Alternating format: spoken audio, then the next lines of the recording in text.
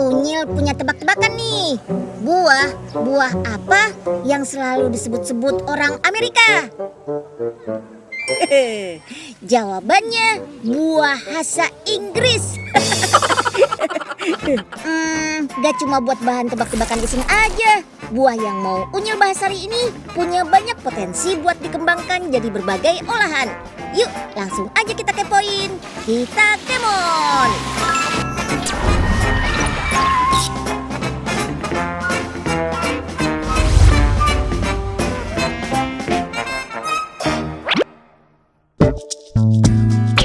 Hah?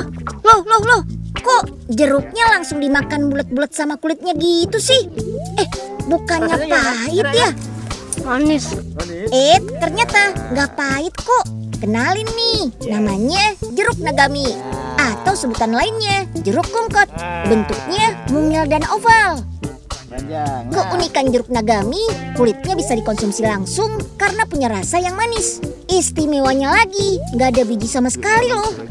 Terus nih, jeruk ini dipercaya sebagai pembawa keberuntungan bagi masyarakat Tionghoa. Di Indonesia, Sobat Unyil bisa nemuin tanaman jeruk berbuah mungil ini di kebun Balai Penelitian Tanaman Jeruk dan Buah Subtropika yang ada di Batu, Jawa Timur. Pohon jeruk nagami berukuran kecil, tingginya maksimal 2,5 sampai 4,5 meter saja, dengan daun yang lebat. Makanya tanaman jeruk nagami ini banyak dicari untuk dijadiin hiasan tambu lampot. Umumnya sih jeruk nagami bisa ditanam di ketinggian berapapun. Cuma semakin tinggi dan dingin tempatnya, warna kulit jeruk bakal lebih cerah dan rasanya lebih manis. Karena buah-buahnya yang mungil, dalam satu pohon ini bisa menghasilkan sampai ratusan buah loh. Ya bisa 11 sampai 25 kg buah jeruk per tahunnya. Warna buahnya yang oranye keemasan identik dengan perayaan Imlek bagi masyarakat Tionghoa. Makanya jeruk nagami dipercaya membawa keberuntungan.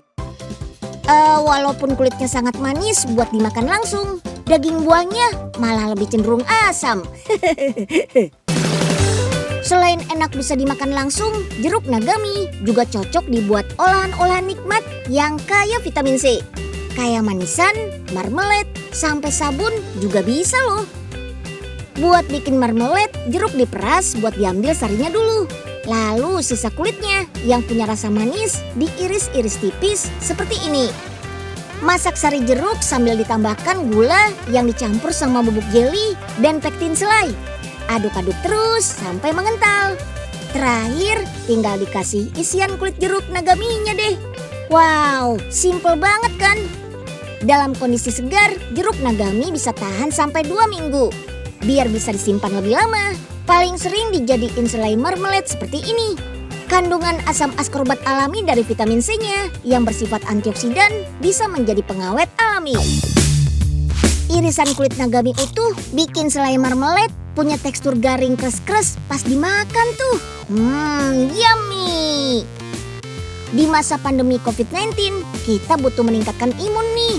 Salah satu yang mudah dilakukan, ya konsumsi dengan kandungan vitamin C tinggi, kayak jeruk nagami ini. Kulit jeruk juga mengandung fenolik yang bersifat antibakteri. Pas banget nih buat dijadiin sabun cuci tangan. Natrium hidroksida alias soda api dicampur dengan Aquades. Selanjutnya siapkan campuran minyak kelapa sawit, dan minyak zaitun yang berfungsi sebagai pelembab kulit. Aduk dengan mixer sampai benar-benar tercampur rata. Nah baru deh tambahkan kulit jeruk nagami yang sudah dikeringkan. Kulit jeruk kering ini nantinya berfungsi sebagai scrub pada sabun. Biar aroma jeruk makin kuat, ada tambahan minyak atsiri jeruk asli juga nih. Hasil adonan sabun jeruknya tinggal tuang ke cetakan dan diamkan selama 2 minggu sampai mengeras sendiri. Tada! Ini dia sabun jeruk nagaminya sudah jadi. Wah, sudah bikin sehat dari kandungan vitamin C. Bisa bikin tangan kita bersih juga nih dari mikroba. Multifungsi ya. Yuk, dibeli yuk jeruk sunkissnya.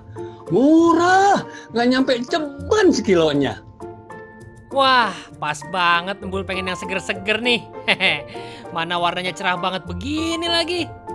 Wah, kok harganya murah banget? Biasanya kan sampai 50 ribuan lebih, Mbul. Oh iya ya? Yakin ini jeruk Sunkist asli? Waleh, ini namanya diskon, Bul. Dikasih murah, kok malah komplain sih? Apa nih? Kok ada cairan oranye-oranye ya? Loh, ini bukannya cat?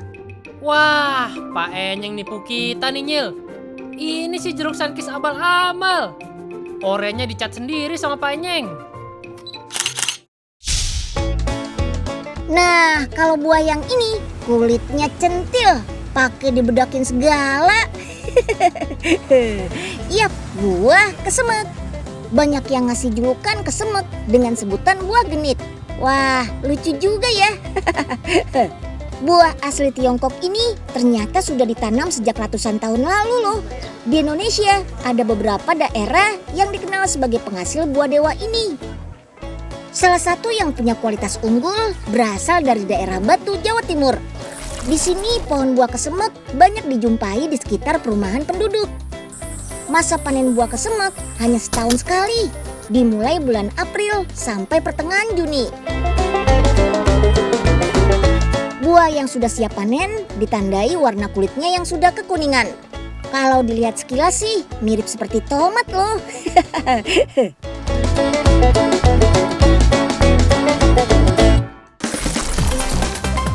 Nah, sekarang pertanyaan besarnya nih, kenapa kesemek harus dibedakin?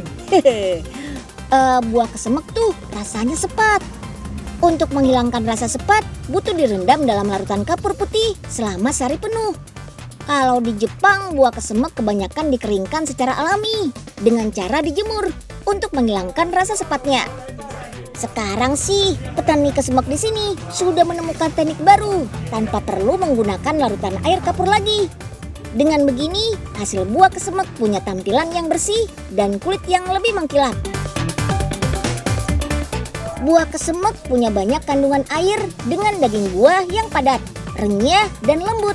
Menandakan buah kesemek kaya serat yang bagus buat kesehatan pencernaan. Warna oranye juga bikin buah ini kaya akan vitamin A yang bagus buat kesehatan mata. Bahkan sanggup memenuhi 55% kebutuhan vitamin A harian dalam tubuh loh. Kesemek juga bisa meningkatkan kekebalan tubuh karena punya kandungan bernama asam askorbat yang mampu memenuhi kebutuhan vitamin C harian tubuh Sobat Unyil sebanyak 80%. Wah, nggak kalah sama jeruk dong. Yuk kita kemon. Wah, kalau ngomongin buah yang pohonnya ada di mana-mana, ya pasti pisang.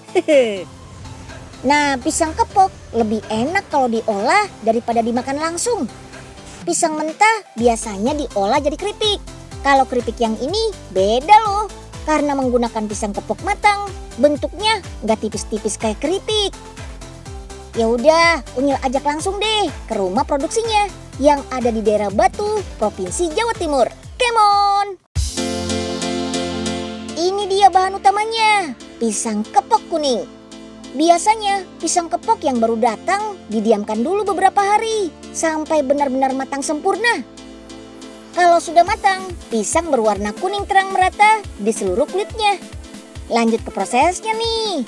Pisang dikupas lalu potong-potong seperti ini.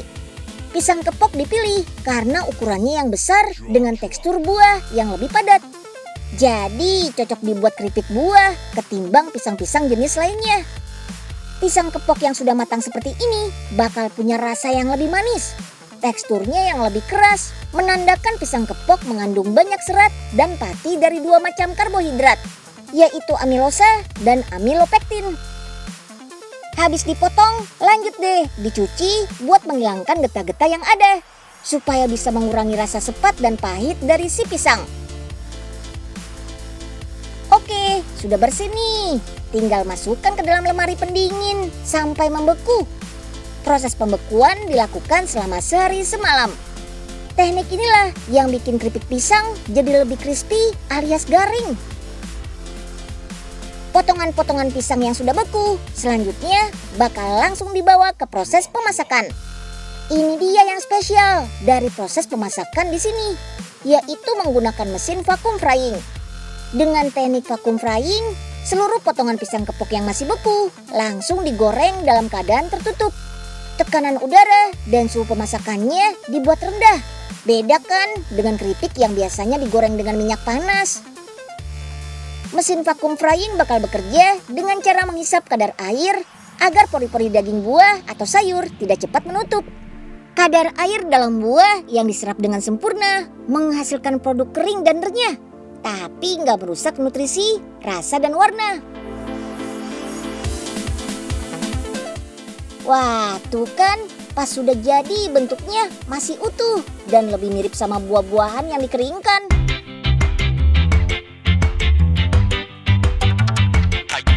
Kandungan pisang kepok yang kaya gizi dan nutrisi, apalagi sumber kaliumnya, punya manfaat berlimpah untuk tubuh, terutama bagi kesehatan jantung. Dari berbagai keunggulan inilah, gak disangka-sangka, ternyata peminat keripik pisang kepok ini juga sudah sampai ke luar negeri loh. Wih, keren! Ada puluhan jenis pohon pisang yang tumbuh di negara kita. Ada yang harus dimasak dulu, dan juga yang bisa langsung dimakan, kayak pisang Cavendish, pisang Ambon, atau pisang Mas Kirana ini. Jenis pisang ini sudah banyak diekspor ke berbagai negara juga loh. Selain rasanya yang manis, pisang Mas Kirana juga gampang dibudidaya. Pisang yang baru dipanen selanjutnya dibawa ke tempat pengemasan. Nah, di sini pisang akan langsung disortir berdasarkan ukuran dan kualitasnya. Setelah itu dicuci sampai bersih deh. Terus ditempel stiker biar nggak kalah keren sama pisang impor. Untuk dijual warnanya memang masih hijau. Tapi kalau mau dimakan tunggu pisangnya matang sempurna dulu ya. Oh iya, kalau Sobat Unyil pengen nyoba olahan pisang mas yang beda dari gorengan abang-abang, bisa cobain pisang goreng ini nih. Dari bentuknya aja udah unik ya. Karena pisang goreng ini berbentuk donat.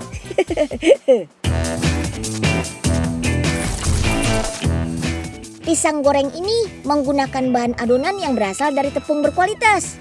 Tidak menggunakan pengawet dan gak pakai pemanis seperti gula dan madu. Jadi rasa manisnya ya berasal dari pisang aja.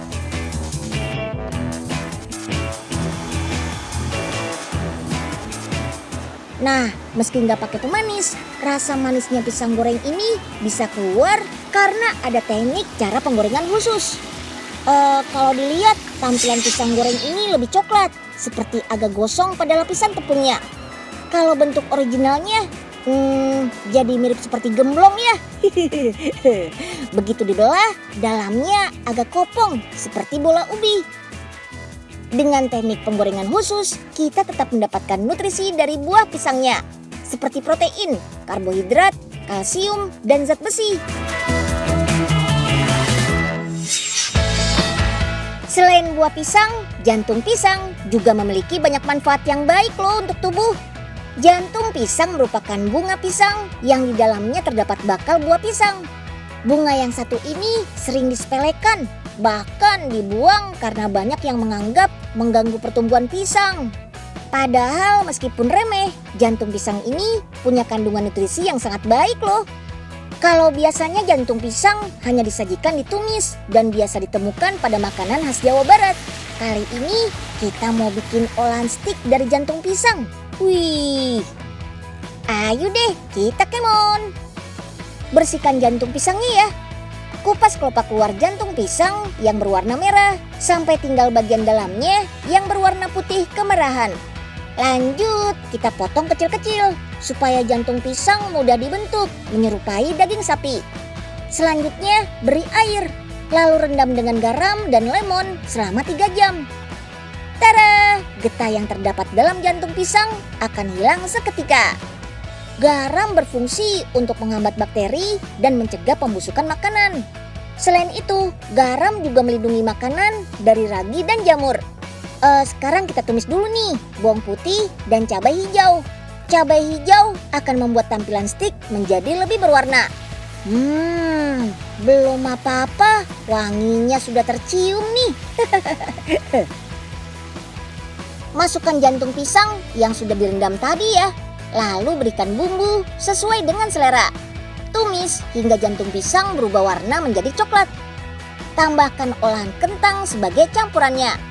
Adonan jantung pisang yang sudah ditumis harus didiamkan dulu di lemari pendingin selama seharian supaya adonan menjadi lebih padat dan bumbu lebih meresap.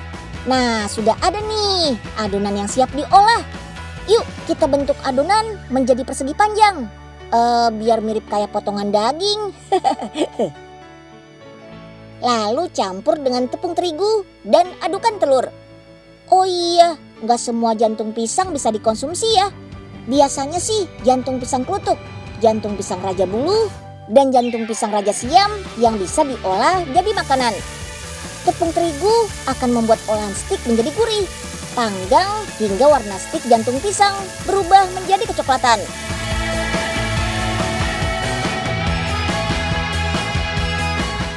Jantung pisang baik untuk orang yang sedang diet karena jantung pisang mengandung sedikit lemak dan memberi rasa kenyang lebih lama. Kandungan seratnya juga berguna untuk memperlancar pencernaan. Selain itu, berfungsi juga untuk mengikat lemak dan kolesterol untuk dibuang bersama kotoran. Wah, sudah enak, bergizi pula. Mantap kan?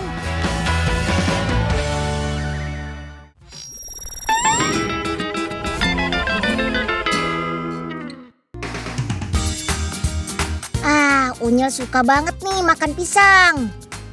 Tapi sayangnya nggak bisa disimpan lama.